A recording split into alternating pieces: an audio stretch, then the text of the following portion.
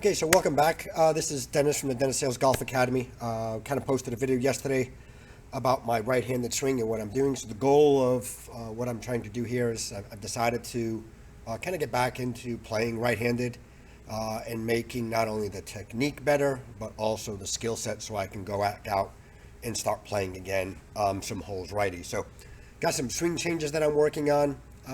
Took a little dive this morning into the clubs. I'm going to need to kind of get some different specs to the club, so I'm going to go ahead and try to figure that out to ensure that I'm not trying to adjust and compensate my face-to-path relationship to get the ball curving the way I want to because of a faulty shaft. I would say that the golf swing is about creating, storing, and delivering speed and energy. The shaft, the EI curve, is going to go ahead and transmit it. The shaft does have a huge play into what happens down at impact, so we're going to go ahead and dive into that a little bit here with the gears data, and then I'm going to go ahead afterwards and hit some shots, and I'll talk a little bit more about this guy in just a couple of minutes. Okay, the Mizuno Shaft Optimist, I do like to start there.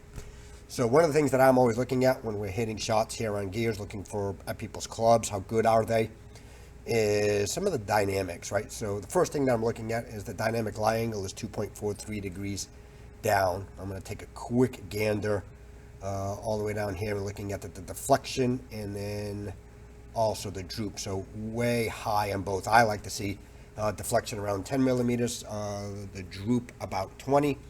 And then I also like looking at the standard deviation to see how tight that shaft is from swing to swing. So he is fairly tight, just way out of spec for me. And then what I was hitting yesterday was the KBS, as you see it right there, the KBS Tour Lite Regular. I want to get back out of here so I can go look at the static lie angle. So the static lie angle is 59 of the King Tour that I was hitting yesterday. So if we go back into, so it was what, 2.43 down. So 2.43 down plus 59. So it's going to be about standard, 61.58. 61.58 would be the ideal number in terms of the lie angle.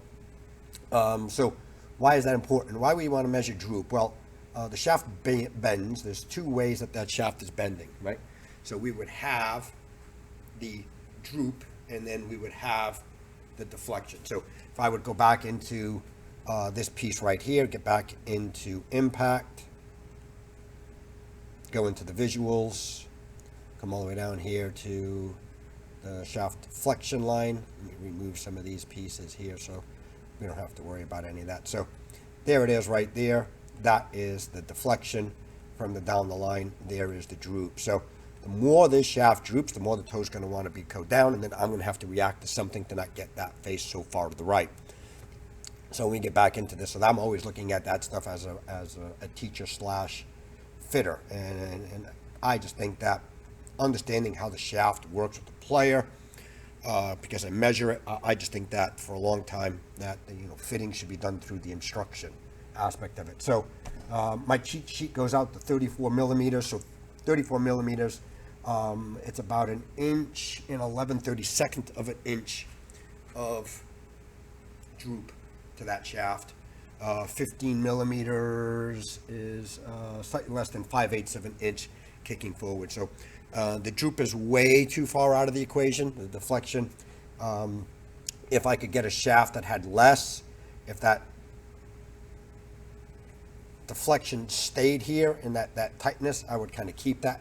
I would be okay. So when I'm looking at these pieces, there's one oddball, but I'm going to leave that in there. You can see that where that toe strike is. Everything else is pretty centered. So I like looking at the standard deviations, right? So how good is this shaft? So this shaft is actually fairly good for me. It just bends too much, okay? I could, but I would say that I'm pretty certain that I can go find a better shaft that's going to be a lot tighter. But because of how much or how little he actually deviates, and ideally I like to see this guy even smaller, but if he was up in that 30 range, 28 range, as long as that standard deviation and that was really tight, then you can go ahead and just bend the lie angle of the club a little bit if you can't find a shaft that would be tighter. So that's what I'm looking for when I'm looking at these standard deviations. And then I'm just looking across the board, like what's happening. Is there anything that kind of sticks out quite a bit here? You can see that one. I hit that first one.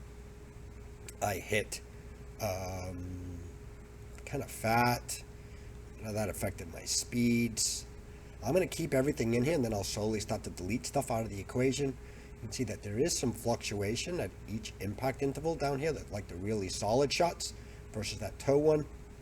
So as I keep going through there, face center, face address, grip speed's about the same, shaft kick, like that would be the one that I wouldn't like because that was a little bit more fat. There's some shafts kicking way more than others. Shaft twisting, so that would be the shaft twisting about its axis. He's a bit high. I'd like to get that thing tighter as well. So as a lefty, way better swinger of it. I play the Modus 120X. The deflection droop is way smaller across the board. All the standard deviations are really tight, and I feel that I can find something right-handed that would work the same way. Okay, I was hitting the King Tour head. I do like that. Today what I'm going to go ahead and do is I'm going to use the Mizuno Shaft Optimizer. Key to the Mizuno Shaft Optimizer, testing it as I tested it left-handed, is that the head models matter. So I went through the different offerings that Mizuno offers as a left-handed golfer on the Shaft Optimizer. And then what I found, measuring the Shaft Optimizer on the gears for the different heads that I had, this shaft bent differently. Okay, so again, for the different heads that are offered as a left-handed golfer, okay, I put them all on here. So again, they had a player head, a medium-sized head, or mid-handicap, and then a high handicap. Swinging it as a left-handed golf because I'm more consistent at it and better at it. The Shaft Optimizer recommended different shafts based on the head.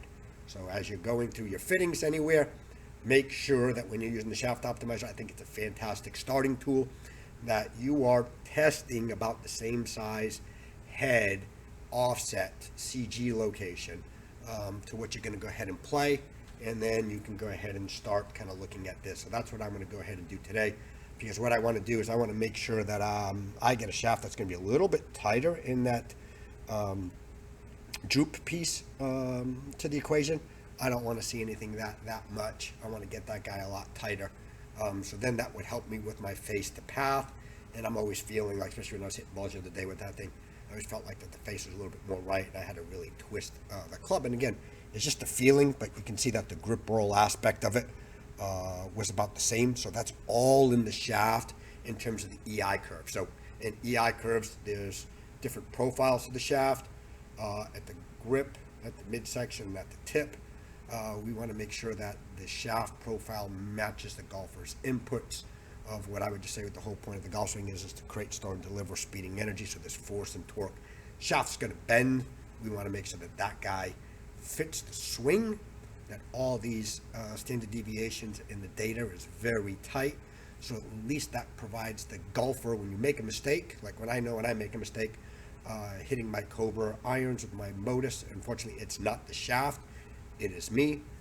But I've seen shafts in players' hands that standard deviations and numbers are just way too high. So it's not only the player, but it's the inputs that the player's putting into the handle not getting lost in the translation from the shaft all the way down to the club head. That TrackMan, GC quads and stuff like that matter. So then people are always chasing kind of what I would just say is the ghost. Okay, so today, that's what we're talking about today. Showed you some of the status. Like I said, I'm going to keep posting data on everything that I'm doing. The next video I'm going to go ahead and do, I'm going to go ahead and talk a little bit about the new shafts.